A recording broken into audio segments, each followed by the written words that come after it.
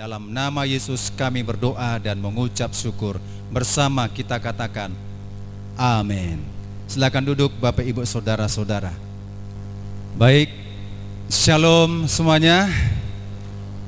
Iya, terima kasih kepada Bapak Gembala yang sudah menetapkan ya hari ini saya yang menyampaikan firman Tuhan. Sebelumnya minggu lalu kian, tapi terjadi roker lagi ya. Untuk menyampaikan di atas mimbar ini Bapak Ibu Saudara-saudara, sesungguhnya tidak sembarangan ya. Saya juga merasa gitu ya, siapapun di atas altar ini sebenarnya tidak ada yang hebat lah. Tidak ada yang hebat. Artinya pasrah aja sesuai dengan kapasitas kita masing-masing. Kita memberikan terbaik bagi nama Tuhan.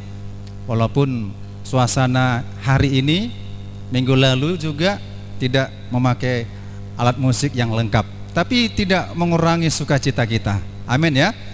Kalau terasa mengurangi sukacita kita, berarti bisa diukur. Diukur adalah bahwasannya ibadahnya hanya ibadah agamawi aja, ritual saja begitu. Tapi ibadah yang paling dalam adalah di mana hati kita ya disentuh oleh Tuhan, kita menikmati kasih Tuhan dan jamahan Tuhan. Amin. Bapak Ibu Saudara-saudara, ini masih kelanjutan ya. Yang saya sampaikan ini kelanjutan yang pernah saya sampaikan. Topik kita mengenai ibadah. Sebelumnya pernah saya sampaikan adalah ibadah di suasana pandemi ya. Itu sesi pertama lah saya katakan. Dan sesi yang kedua hari ini adalah ibadah yang tidak tergoncangkan. Apa saudara? Iya, ibadah yang tidak tergoncangkan. Nah, kita lihat firman Allah dalam Ibrani 12. Ibrani 12 ayat 26 kita mulai sampai selesai ayat 29 biar pas ya. Ibrani 12 ayat 26 sampai 29.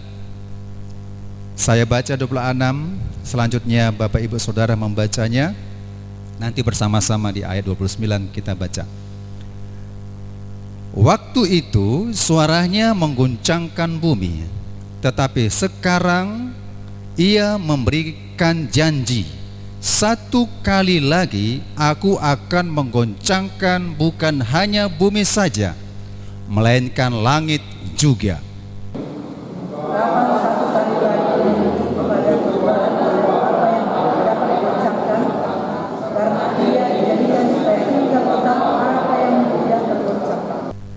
Jadi karena kita menerima kerajaan yang tidak tergoncangkan, marilah kita mengucap syukur dan beribadah kepada Allah menurut cara yang berkenan kepadanya dengan hormat dan takut bersama.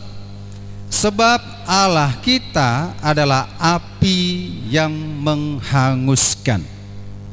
Bapak Ibu Saudara, ya. Ayat 26, 27 ini sudah cukup dijelaskan, dikatakan satu kali lagi aku akan menggoncangkan bukan hanya bumi saja, melainkan langit juga. Ayat 27 berkata lagi, ungkapan satu kali lagi menunjuk kepada perubahan pada apa yang dapat digoncangkan, karena ia dijadikan supaya tinggal tetap apa yang tidak tergoncangkan. Pada saatnya nanti Bapak Ibu Saudara-saudara ya, kalau kita hubungkan dengan kitab Wahyu, banyak hal yang akan tergoncangkan. Memang ini menunjukkan fenomena alam ya. Goncangan-goncangan akan terjadi, goncangan gempa bumi, tsunami ya, fenomena langit ya, banyak hal goncang-goncangan ini. Bapak Ibu harus tahu itu semuanya adalah sudah dinubuatkan di Alkitab 7 sangkakala begitu ya, tulah-tulah begitu. Tapi yang perlu kita ketahui Bapak Ibu Saudara, sebelum ke sana ya, sebelum ke arah penggenapan nubuatan Alkitab di akhir zaman ini saudara-saudara, nah yang kita harus ketahui, ungkapan satu kali lagi menunjuk kepada perubahan pada apa yang dapat digoncangkan, karena ia dijadikan supaya tinggal tetap apa yang tidak tergoncangkan. Nanti akan kelihatan ada yang tidak tergoncangkan. Walaupun langit dan bumi akan berlalu, tetapi firman Allah tidak akan berlalu. Ya, firman Allah tidak pernah bisa digoncangkan sekalipun. Nah, ini saat ini kita harus menghubungkan hal itu supaya ibadah kita tidak tergoncangkan. Amin. Ya, nanti tahap selanjutnya saya akan sampaikan ibadah yang berkenan. Tetapi hari ini yang kita pelajari atau yang kita bahas bersama-sama membuat iman kita semakin teguh, bahwasannya ibadah kita kepada Yesus apapun alasannya tidak bisa digoncangkan. Ya, akan nampak nanti tinggal tetap apa yang tidak tergoncangkan. Oke, sekarang banyak hal yang tergoncangkan Bapak Ibu Saudara. Pandemi ini juga membuat suasana kita tergoncangkan. Gak mungkin lah ada yang mengatakan selama pandemi ini ya biasa-biasa aja, tidak ada kejadian yang luar biasa, saya penghasilannya juga sama aja, kondisi sama saja. Tidak Bapak Ibu Saudara, goncangan karena pandemi ini ya sangat mempengaruhi segala unsur aspek-aspek kehidupan manusia. Kesehatan, ekonomi, ibadah dan sebagainya, semuanya tergoncangkan. Ini kan belum sampai alam yang tergoncangkan. Nah, makanya apa yang tergoncangkan biar aja tergoncang. Ya, apa yang tergoncangkan ya biar saja tergoncang gitu. Kalau kita perhatikan di Ayat 28 ada yang tidak tergoncangkan. Saya baca, jadi karena kita menerima kerajaan yang tidak tergoncangkan. Kita sudah menerima kerajaan yang tidak tergoncangkan. Ini poin A. Kalau poin B untuk kelanjutan nanti adalah marilah kita mengucap syukur, nantilah itu kita bahas ya. Sekarang yang kita bahas adalah karena kita menerima kerajaan yang tidak tergoncangkan. Kalau kita merasakan menerima kerajaan yang tidak tergoncangkan, langit ini pun runtuh. Seandainya langit runtuh, gak mungkin ya. Artinya fenomena alam ini pun menggoncang suasana kita. Saudara-saudara, sesungguhnya ya, kerajaan itu tidak tergoncangkan. Kerajaan ini masalahnya bukan berkaitan dengan kerajaan-kerajaan yang ada di bumi ini, Bapak Ibu Saudara. Republik Indonesia akan tergoncang, Amerika akan tergoncang, ya, Israel, Palestina juga akan tergoncang. Itu suasana yang menggoncangkan. Bagaimana suasana perang terjadi? Pasti tergoncangkan. Ikut Tuhankah? Mundurkah? Majukah? Beribadahkah? Bertekunkah? Sungguh-sungguhkah? Itu pasti menggoncangkan. Kerajaan-kerajaan dunia ini akan tergoncang. Seiring dengan waktu penggenapan nubuatan akhir zaman, saudara-saudara, semua akan digoncangkan. Pandemi ini juga sangat menggoncangkan seluruh aspek kehidupan manusia. Pertanyaan sekarang adalah, apakah ibadah kita tergoncangkan? Kadangkala kalau diperhatikan Bapak Ibu Saudara-saudara, ya, sedangkan tidak pandemi saja, banyak yang bermalas-malas ke gereja. Apalagi suasana pandemi ini. Alasannya apa? Alasannya PPKM, alasannya nggak boleh berkumpul, berkerumunan, apalagi di saat-saat seperti ini.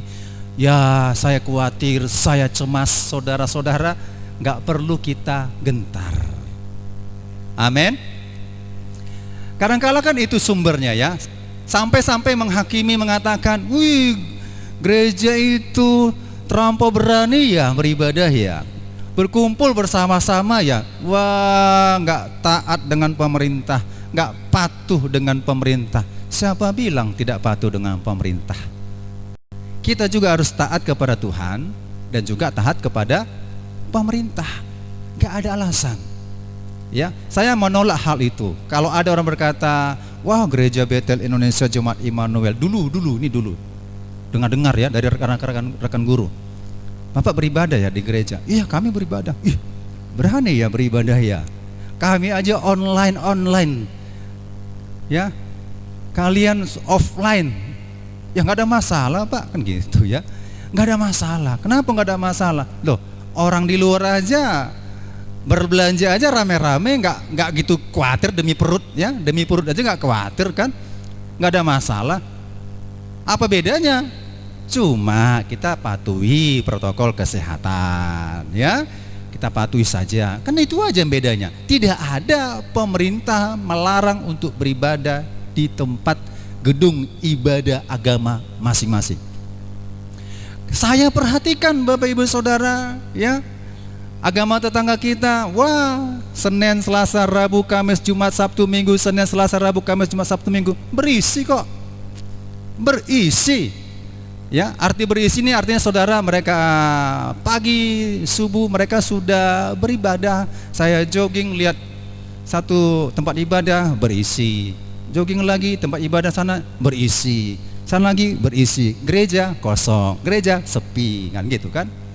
Puji Tuhan lah kalau ada memang gereja sekarang sudah live streaming untuk mengadakan ibadah pagi. Haleluya ya, puji Tuhan. Bukan maksudnya meniru seperti itu, tidak. Memang gereja itu harus dipakai tempat ibadah kita berkumpul bersama-sama di situasi apapun, goncangan apapun, gereja harus berisi. Katakan amin. Jangan kosong.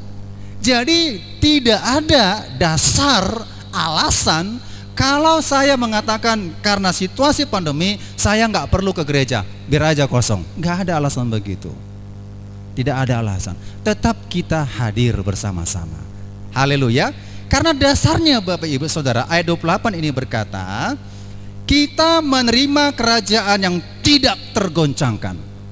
Kalau kita menerima kerajaan bumi ini, ya saya tinggal di negara Republik Indonesia ini, kalau Presiden Bapak kita Jokowi tergoncang, rakyatnya pun pasti tergoncang. Pejabat-pejabat pemerintah tergoncang, rakyatnya pun pasti tergoncang. Itu sudah otomatis. Suasana perang saudara, kalau diserang Indonesia dari pimpinan atas semua, rakyat pun susah. Kalau tidak bijaksana pemimpin kita mengatur negara Indonesia ini, kita pun resah, kita pun khawatir, ekonomi pun merosot, susah mencari makanan. Ya, pengaruh, tergoncang juga. Itu kerajaan dunia. Itu kerajaan dunia. Kerajaan yang saya maksud artinya di sini, di dunia ini ada pemimpin. Setiap negara punya pemimpin. Walaupun sistem Indonesia adalah republik, ya. Nah, ada pemimpin. Jadi kerajaan dunia akan tergoncangkan, tapi ada kerajaan tidak tergoncangkan. Kita sudah menerima kerajaan yang tidak tergoncangkan itu. Masa kita lagi ragu? Haleluya. Gak ada sih ragu kita. Kalau saudara cemas, khawatir gara-gara situasi ini, saudara tidak yakin dengan kerajaan yang tidak tergoncangkan itu. Yohanes 3 ayat 3, waktu itu Nikodemus berkata kepada Yesus, ya, bagaimana saya supaya masuk ke dalam kerajaan Allah, kerajaan sorga? Nikodemus, engkau harus dilahirkan kembali. Ingat ya, engkau harus dilahirkan kembali. Kalau sudah dilahirkan kembali, otomatis, wah, kita sudah masuk dalam kerajaan Allah. Gak ragu lah kalau saya katakan, Tuhan, aku terima Yesus menjadi juru selamatku, diam dalam diriku, ya kan? tinggal dalam diriku. Aku bertobat meninggalkan manusia lama. Otomatis Immanuel, Allah beserta kita. Yesus berkata, ya kan? Yesus berkata, aku menyertai engkau senantiasa sampai kesudahan. Jangan ragu. Karena apa? Kerajaan Allah sudah kita terima. Yesus menyertai kita sampai kesudahannya dunia ini.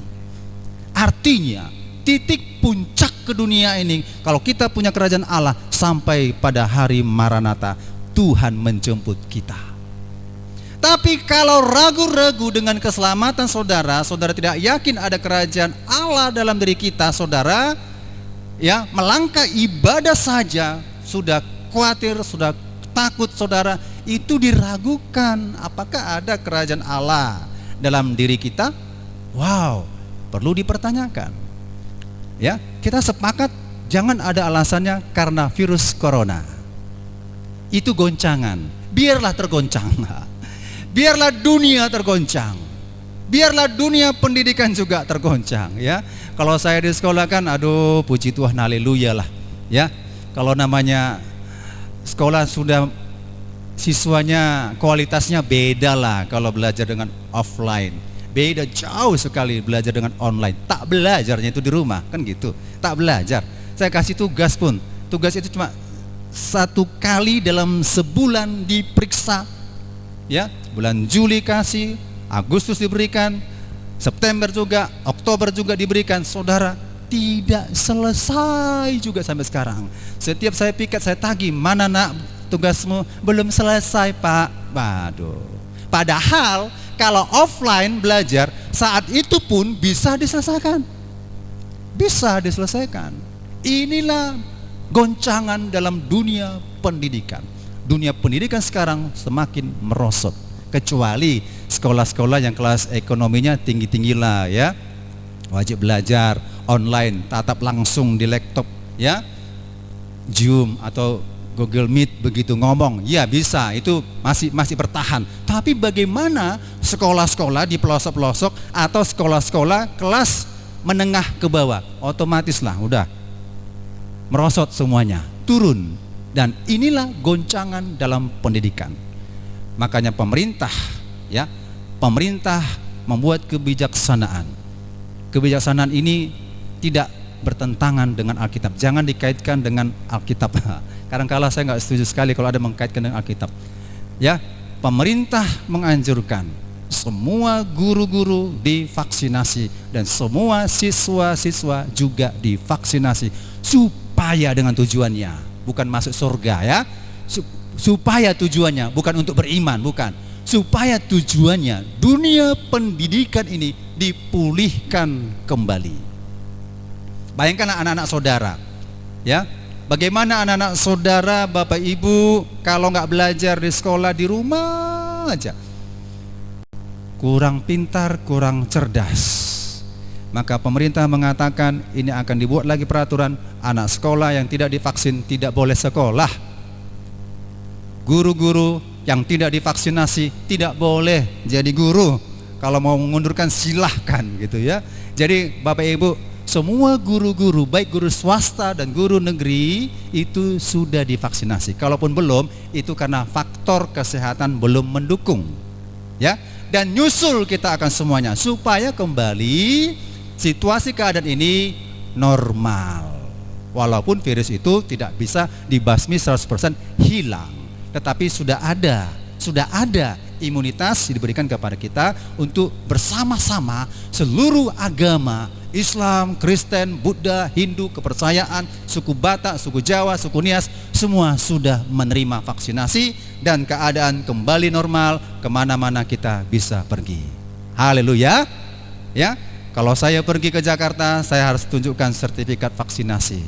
Kalau saya pergi ke, misalnya saya pergi ke luar kota, ya. Sementara waktu itu saya pergi ke tebing tinggi aja pun saya bawa kalau ada razia. Karena memang itu sudah peraturan, nanti lebih ketat lagi akan dirazia, ya, diperiksa. Makanya kalau nggak divaksinasi cukup sajalah tinggal di Kota Medan. Saya bilang begitu sama kawan saya di sekolah. Ya kalau Bapak nggak mau divaksin ya berarti lokasi Bapak cuma Marelan saja. Ya Pak Sapam ya, Pak Sapam nggak mau divaksin gitu. Ya, guru-guru divaksin dia santai, nggak mau aku divaksin katanya. Ya, bukan agama Kristen. Mereka juga punya keyakinannya begini. Ngapain divaksin? Tuh apa divaksin? Itu sumbernya babi. Apa Pak? Babi. Kawan satu lagi mengatakan, nggak apa-apa lah, kalaupun itu benar babi vaksinasi itu benar sumbernya ada, itu kan situasionalnya memang begitu dibutuhkan, nggak haram kok, nggak apa-apa. Itu seluruh. Tapi yakin kali hoax hal-hal itu, ya dari itu katanya, dari binatang B2 itu sumbernya. Dari mana bisa dikait-kaitkan ke situ? Nggak nyambung ceritanya, kan begitu. Ya terserah, lingkupnya perginya cukuplah di Marelan saja. Nggak bisa kemana-mana, ya nggak apa-apa lah. Kalau saudara Bapak Ibu nggak mau divaksin ya udah, berarti tinggal Kota Medan sajalah lingkupnya. Tapi kalau mau pergi ke Jakarta, mau ke Papua, mau ke kemana saja luar negeri, itu memang harus dibuktikan. Makanya penginjil sekarang ini ya mengikuti aturan pemerintah divaksin supaya bisa menginjili ke Sulawesi, Kalimantan, pergi kemana-mana ya. Penginjil yang saudara dengar misalnya di YouTube itu rata-rata saudara ya sudah, karena mereka nggak boleh kemana-mana kalau nggak ada itu, nggak boleh. Mereka keluar negeri, mereka ke daerah harus ada itu dibuktikan ketika terjadi pemeriksaan. Dan ingat, jangan disambungkan, jangan dibuat namanya ACGC. ACGC itu ya dia membaca situasi, ya dia menerjemahkan situasi, dicocologikan ke Alkitab. Oh ya, inilah itu, banyaklah terjadilah hal-hal ACGC, tetapi harus eksegesi. Eksegesi, apa sesungguhnya makna dari ayat ini, sejarahnya bagaimana, budayanya bagaimana, sumber katanya bagaimana, apa maksudnya, begitu. Jadi kita harus namanya menafsirkan, salah satu metode menafsirkan firman Tuhan adalah eksegesi. Kalau sudah eksegesi, saudara, ini sering terjadi penyesatan, arahnya makin ke kiri, makin ke kanan, tidak lurus arahnya. Jadi langsung dicap tidak eksegesi, itu eksegesi. Jadi kalau saudara mencocologikan tentang masker dengan iman, vaksinasi dengan iman, itu eksegesi, itu bukan eksegesi. Haleluya, ya. Nah, jadi kerajaan ini saudara kita sudah nerima. Coba kita lihat di 2 Tesalonika, kitab 2 Tesalonika 1 ayat 5. Coba kita baca bersama-sama ayat ini. Sudah dapat ya? 2 Tesalonika 1 ayat 5. Kalau ada satu orang yang membaca? Ada? Atau baca bersama aja? Oke, kita bacalah bersama aja. Suatu bukti,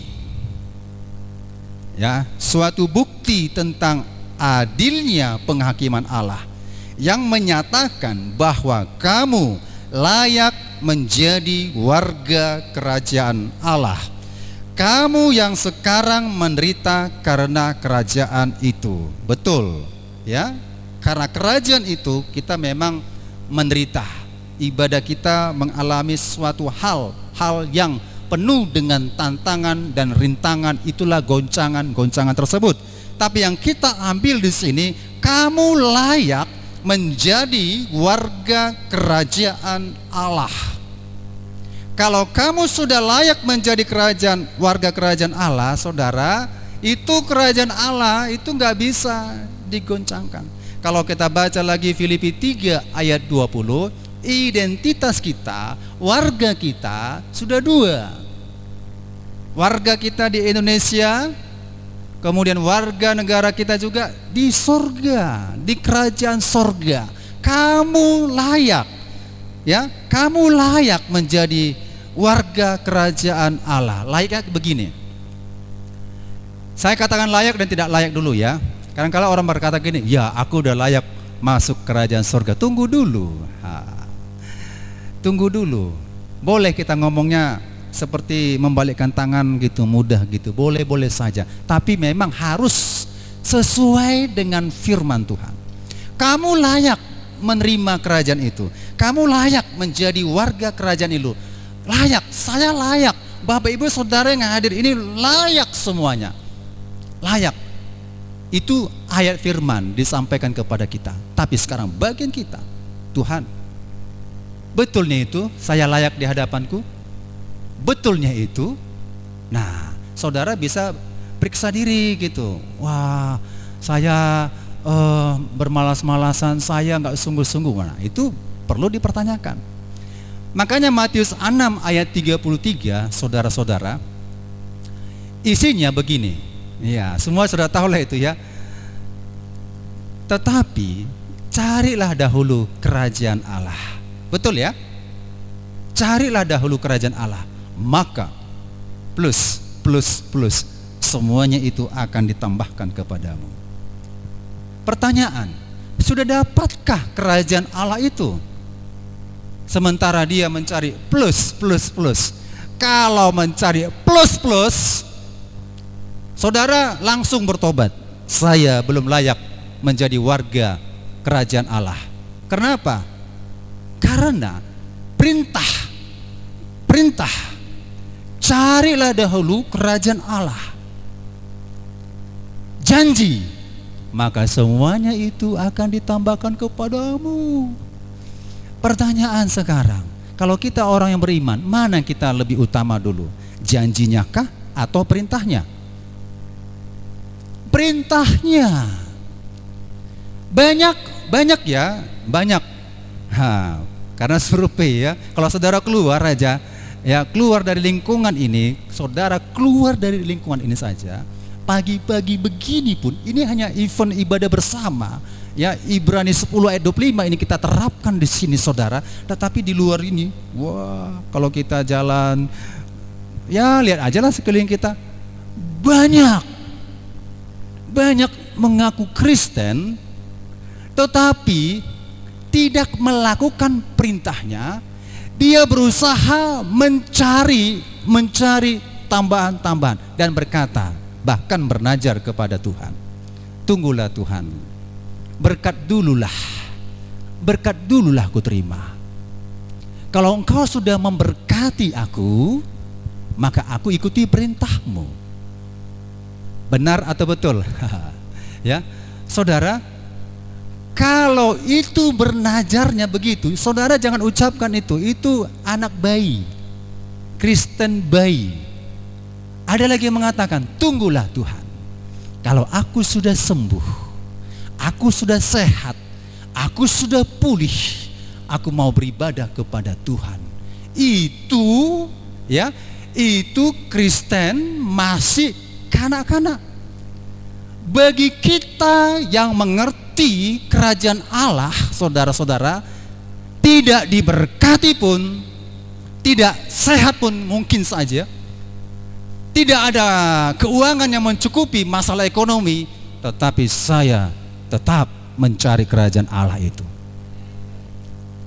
Kenapa kita cari kerajaan Allah itu, saudara? Itu memang perintah. Jangan jadi di nomor dua kan, jangan. Ya, dan jangan lagi berpikir plus tambah-tambah itu, saudara-saudara. Ya, plus tambah-tambah itu ada mengatakan dapat uang, pekerjaan, jodoh, kesehatan. Salah.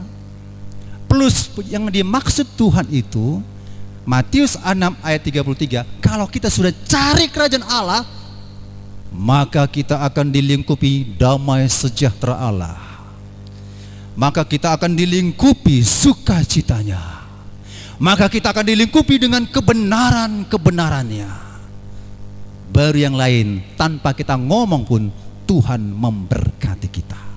Berkat jasmani, berkat ekonomi, berkat materi, itu selanjutnya. Karena kalau sudah mendapat kerajaan Allah, bukan mendapat duit. Kalau saya menjadi warga kerajaan sorga, iman saya tidak tergoncangkan, saya berani tidak tergoncangkan, ekonomi keuangan saya tidak bisa menggoncangkan iman saya.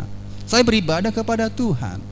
Sekalipun seperti situasi yang dihadapi Sadrak, Mesak, Abednego, kenapa dia teguh dan kuat? Karena dia memiliki kerajaan yang tidak tergoncangkan. Kerajaan Nebukadnezar itu akan tergoncangkan dan hancur sesuai dengan nubuatan yang sudah diberikan kepada Daniel. Itu akan hancur kerajaan itu. Gak ada kerajaan-kerajaan di dunia ini abadi kekal selama-lamanya, tidak tergoncangkan. Akan semuanya tergoncangkan. Satu kali lagi aku akan menggoncangkan dunia ini. Betul itu. Tapi sabar. Kita nggak di situ lagi nanti. Kita sudah diangkat oleh Tuhan. Tapi kalau kita tidak menerima kerajaan itu, saudara-saudara, saudara akan mengalami malapetaka yang menggoncangkan dunia ini. Sampai masuklah zaman antikristus. Saya katakan vaksinasi itu, saudara, bukan antikristus. Vaksinasi itu merupakan sosialisasi mengarah kepada suatu sistem seperti itu. Itu goncangan. Itu goncangan. Seperti itu. Ya, akan dipergunakan sistem seperti itu. Sekarang kita sudah disosialisasi semuanya. Dulu ya, kalau saya dengar tentang Wahyu 13 ayat 16 sampai 18 itu, saya berpikir, wah, mengerikan sekali. Gak boleh makan, gak boleh membeli. Artinya gak boleh makan berarti kita belanja gak bisa makan, begitu maksud saya. Gak bisa jual dan beli. Dulu saya berpikir, ini bagaimana mensosialisasi ini? Gak mungkin tiba-tiba langsung boom, ayat itu langsung terjadi demikian. Rupanya memanglah ini tahap demi tahap. Kalau itu diberlakukan, saudara, otomatis seluruh warga dunia pasti menolak. Apa itu kami dipaksa begitu? Peraturan undang-undang pemerintahan global dunia. Gak mau tangan saya diberikan tanda. Gak mau dahi saya gak berikan tanda. Gak mau. Itu rata-rata semua akan menolak. Itu goncangan, saudara. Itu goncangan. Ya, kita di situ berada. Kita digoncang iman kita. Pilih Yesus, beli tanda. Pilih Yesus, Pak. Pengawal. Ikat tangannya. Masih pilih Yesus? Atau pilih tanda? Pilih Yesus. Pengawal, potong kupingnya. Pilih Yesus, pilih tanda? Yesus. Aku Yesus. Pengawal, sebelahnya lagi kupingnya, potong. Masih Yesuskah kau sebut itu? Itu zaman yang mengerikan. Itulah zaman satu kali lagi itu akan digoncangkan. Paham kita begitu? Yang kita inginkan jangan di situ. Ya, akan puncak goncangan iman kita di zaman itu sangat keras sekali, dan kemungkinan besar 90% tidak tahan, saudara, akan goncangan itu dan menerima tanda itu. Ini sudah disayat di sini, sudah dicabuti kuku-kukunya, Yesus. Udah dicongkel matanya, Yesus. Satu, masih Yesus kau sebut. Mau congkel lagi mata, mau satu lagi, Yesus. Darah betul, Yesus. Ya, aku terima tanda itu. Saudara, akhirnya habis darah mati. Kemana kak itu? Kan begitu ya. Ini sosialisasinya sudah ada.